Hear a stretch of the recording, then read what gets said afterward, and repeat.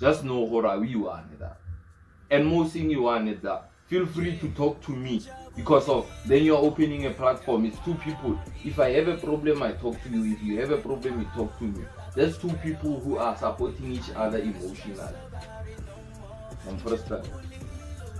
But nowadays, obviously, because we spend a lot of time with the phone and that, now we start believing every fucking shit thing what you want down social media.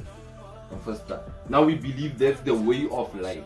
Social media is fucking us up. So, Brian, why are you talking like this? I'm busy thinking of mine.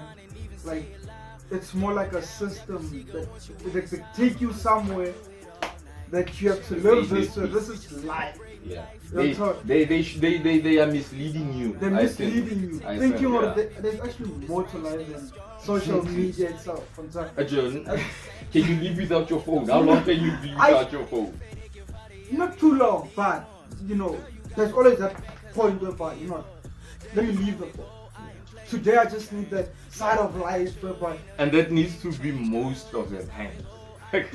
Frankly, I think Yeah. that needs to be most of the time. but not because we've been directed to that position. Hey,